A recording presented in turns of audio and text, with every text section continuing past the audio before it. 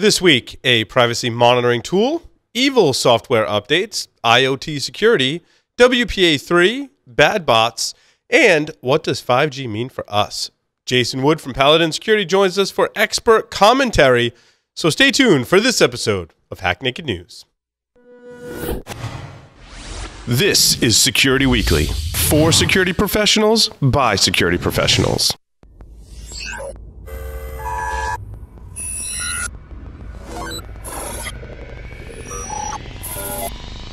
Broadcasting live from G-Unit Studios in Rhode Island, it's the show that brings you the security news each week. And despite popular belief, we do wear pants. It's Hack Naked News. The breach was huge news at the time. Linux monitoring tool. List of affected devices. You can check out the link in the show notes. Ars Technica is reporting that hackers have cracked the Nintendo Switch this week. Tracking people's locations and stuff like that. You'll want to be rolling out updates if you're using Lenovo hardware. Do you have a website, an external presence, employees, an office? Any of these things can be compromised and attacked. How are you defending your assets? Have you penetration tested your public assets? Start 2018 by taking a proactive approach to securing your vulnerable areas. Black Hills Information Security has been helping companies find their weaknesses since 2008. Email consulting at blackhillsinfosec.com and see how they can help you sleep better at night. Welcome everyone to Hack Naked News, episode 179. Let's bring it back to 79. June 26, 2018. I'm your host, Paul Asadorian, coming at you live from G-Unit Studios in Rhode Island. Want to remind everyone to check out our on-demand material. You can check out the previously recorded webcast, including the state of endpoint security at securityweekly.com/on-demand. And now, for the news. Mozilla is testing a new Firefox privacy monitoring tool. Mozilla's enthusiasm for Troy Hunt's Have I Been Pwned has cranked up a level with the news. It plans to integrate, meaning Mozilla Firefox, its breach checking into a new service called Privacy Monitor.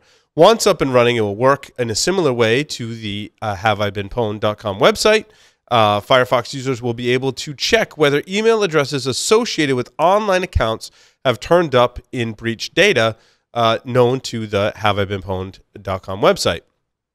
If you want access to this new feature, you're going to have to be patient, as Mozilla will, starting next week, send out invites to 250,000 mostly US-based Firefox users to test the Privacy Monitor for themselves. The development is no surprise, given that Mozilla last year trailed,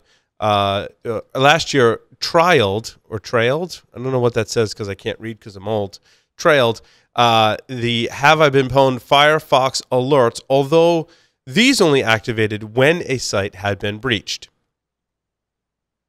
Beware of malicious software updates for legitimate apps. The ACLU, not sure why the ACLU issued this report. I thought that was strange. In any case, the ACLU reported how malicious software updates endanger everyone, warning software developers that government agents may try to force you to create or install malicious software products to help them with surveillance. A poison software update for a legitimate app could be an excellent opportunity for intelligence agencies to plant spyware onto a target's computer.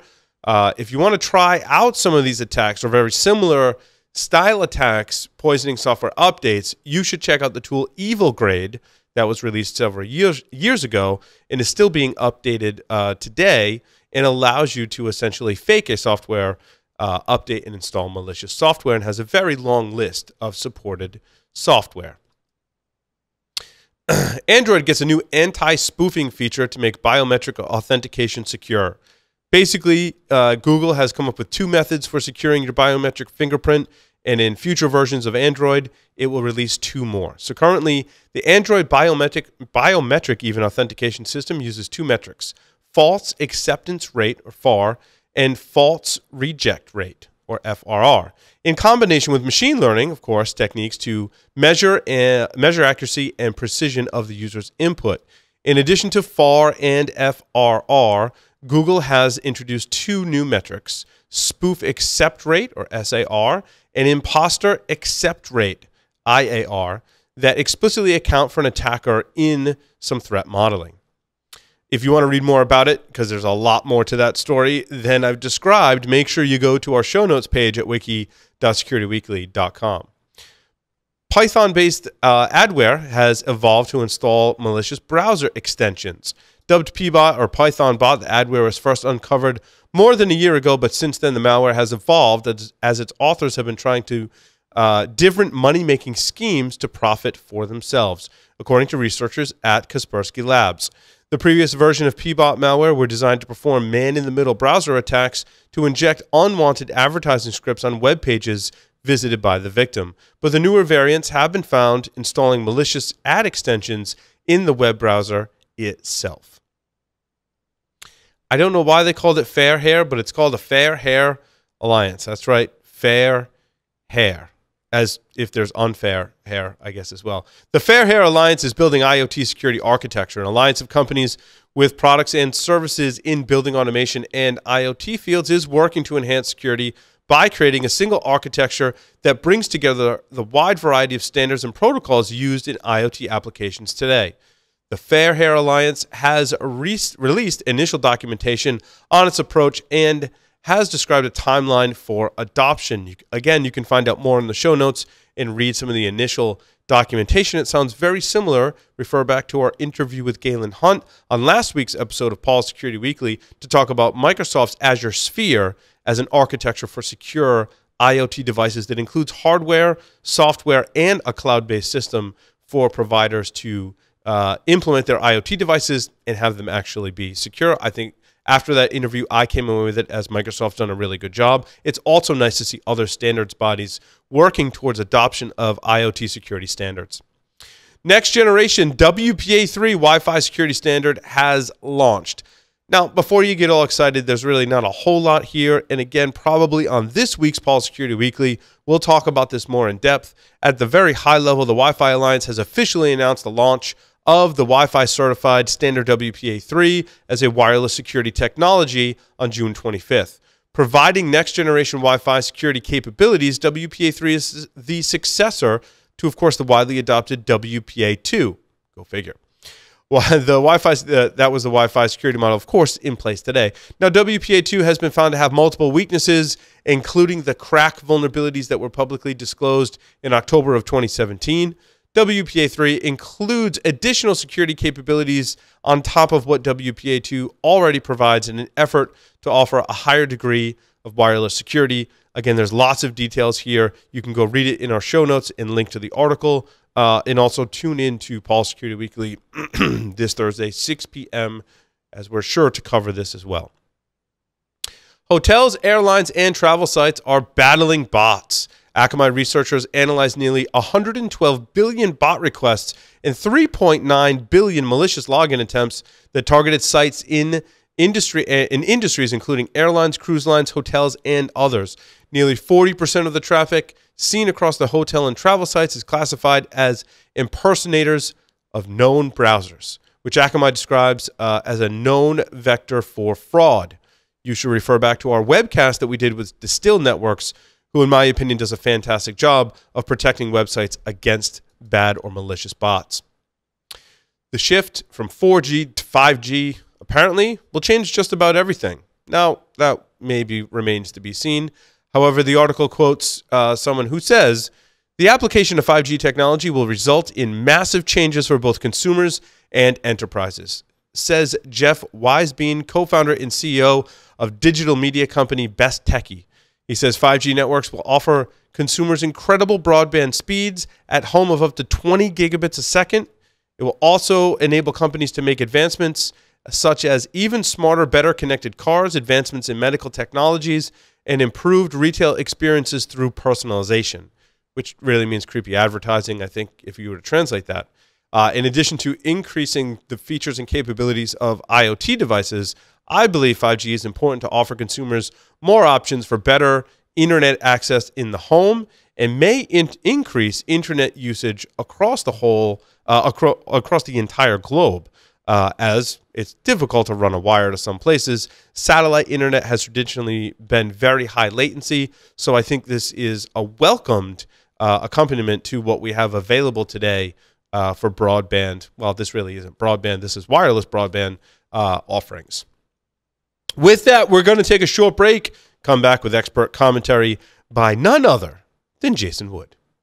Today's determined attackers easily bypass even the most advanced network defenses. Trying to ramp up staff to detect their backdoors can cost thousands of dollars and take months, even years. With Active Countermeasures AI Hunter, we enable junior analysts to detect even the most advanced backdoors in a matter of hours. Sign up for a demo and purchase our product today by visiting activecountermeasures.com/HNN. Active Countermeasures. Make every analyst a hunter. Here we go. I love how Johnny says that. He's the voice in my head. His name's Johnny Blaze. You can't hear him, but I can hear him. And his voice is very soothing. Now with us is Mr. Jason Wood from Paladin Security to talk about school facial recognition systems even that are sparking some privacy concerns. Jason, welcome to the show. Hey, Paul. Great to be here. So what's going on this week, Jason? Well, it looks like we got some privacy issues. At least something kind of freaky to me about this school district up in New York State that's deploying facial recognition software to their campus. And I kind of looked at this and thought, this sounds like George Orwell coming to the school district near you. Basically, school districts are looking for, around the U.S., are looking for ways to make schools safer for students. Obviously in the news we've had a number of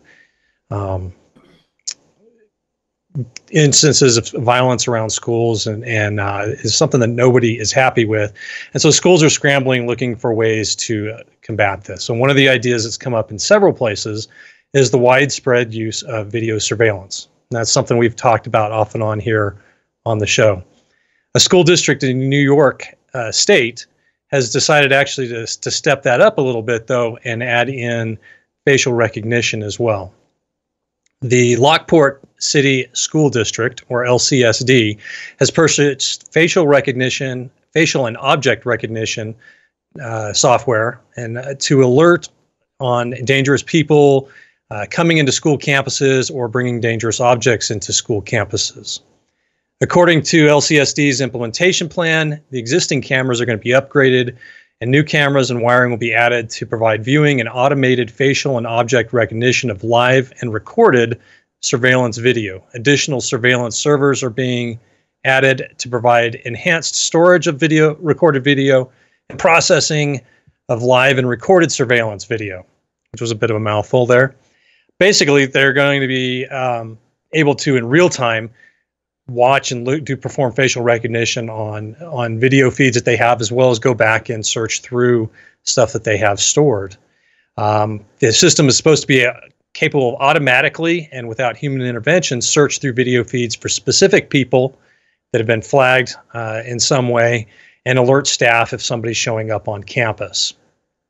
And the Naked Security blog, which is where I took this article from, gave several examples of who they'd be watching for. Folks like sex offenders, suspended students, fired employees, known gang members, really anybody that they train or tell the system to keep an eye out for. It's also supposed to be able to recognize the top 10 guns that have been used in school shootings. So that all sounds kind of neat and interesting, but this idea of facial recognition is causing some concern. The ACLU, who we mentioned earlier, has already responded with this purchase with a letter to the New York State Education Department, voicing their concerns around privacy issues with this type of system, as well as the accuracy of the technology as a whole. Their argument is that the facial recognition software creates a biometric record of the students and is personally identifiable information, which, go figure, it's their face, under New York state law. Apparently, the school district plans to keep the video on hand for 60 days after capture, and so there's time to go back and analyze previous data. According to the ACL, these systems could potentially turn students and staff members every step into evidence of an infraction or crime that could criminalize ordinary child misbehavior and personal interactions. All right, so that's basically the news of it. Here's my concerns with this. One, the idea here that of deploying facial recognition is definitely concerning to me. We've talked a number of times in the security industry and on this show about concerns around government surveillance, The NSA's surveillance here in the U.S. has been a controversial topic, and we have similar issues with this. Obviously, we've got a pressing problem that needs to be addressed. In this case, it's the safety of school campuses. So to improve our ability to respond quickly, we implement mass surveillance, and in this case, the facial recognition. Once this is in use, and hopefully it's not used very much, or with actual things happening on it, someone starts to ask a question about, well, what else can we do with this system? We've bought it, it's sitting here. What's going on here? Do we have other things we can use this for? And somebody pops with a question like, hey, we've noticed that Johnny's been acting kind of weird or unusual, and we think he might be a danger. Can we tell the surveillance system to go back and analyze his movement throughout the school? And here's the thing that's freaky about facial recognition to me. Say that this system is accurate. They can go back and apply this to, let's say, the 60 days that they have and track our student here as they move around through the school and see everything that they're doing. And it's not the same as going back and looking through video feeds and trying to track them. You just make a query and it spits out the information to you. The question is, should we accept this kind of surveillance and capability in places, in public places, particularly like schools? This strikes me as something that's well-intentioned, but a bit risky. We may have decided as a society that we want to go in the direction of facial recognition surveillance, and there may be no stopping it. If that's the case, we need to look at safeguards. How is this data being used? Who authorizes going back and analyzing what a student is doing? Do we have to have multiple parties signing off on it? How are we protecting this data in the first place? I mean, we're putting in tons of information on these systems. How do we protect access to it and keeping others out of it? Yeah, and I think that's the issue, Jason, is it's not so much for me, the cameras, because I mean, much of school is a public place, right? Like, unless they're putting cameras in the restroom, then I'm kind of concerned about it. Yeah. But if they're in public areas where students naturally are, like when you're in a public area at school, other people are seeing you there as well. So if there's a camera system there's a camera system because it's a public school in a public area, right? So I'm not so much concerned about tracking movement through a public area. What I am concerned about is the personal, the PII, right? And how that's going to be protected and how it's going to be used. And that's when we come down to with privacy is what data are you collecting? How are you storing it? Where are you storing it? What are you doing to protect it? And who you're going to share it with. Without knowing those things and having some reassurance, to me, that's the most kind of heinous thing. I think the protections that it offers are kind of somewhat limited other than the social effects of, hey, smile, you're on camera. I think those that perform violence in schools, like we've seen, a camera system's not going to stop, or maybe not even deter, or maybe not even really speed up your reaction time, just given the way the systems work. I don't think it's really going to help with that. I think it really will help have some kind of safety precautions for those who aren't students that, like for sex offenders, like alert me when a sex offender is on the school grounds. I think that's a great thing to help protect kids and give folks at the school a notification that someone who's on our campus really shouldn't be. I think that's a valid usage. If you're storing those student information especially, I think that's kind of, you got to really have some strong policies about how you're storing, protecting, and sharing, if you're sharing that data, and with who and why. Right. Yeah, that was, those questions around how we use it are really, where I get concerned. And I guess I'm a little bit more concerned of, hey, we have the capability of, like I said, going back and retroactively tracking individuals as they move around the school. How that decision gets made is pretty concerning as well. Now, as we've talked about this, you may look at it and say, okay, well, this is only an issue in Lockport City in New York, but we've got other instances where this has been deployed, actually, in the Arkansas Magnolia School District as well. Mm-hmm. Other school districts have certainly looking at and beefing up their video surveillance. So you may want to keep an eye out. This type of system may be coming to a school district near you where your kids are. I personally plan on keeping my eyes out for this in my area. We may decide as a society this is where we're going, but I want to at least be able to have a voice in this and ask those questions like Paul and I both commented on here about How is this being used? How are you protecting it? What are the controls to prevent it from being abused or shared inappropriately? So I would recommend you all keep your ears open as well in your areas. Make your voice heard, because this may be something cropping up in your direction. Jason Wood from Paladin Security, thank you very much for the expert commentary this week. That concludes this episode of Hack Naked News. Thank you, everyone, for listening and watching. We'll see you next time.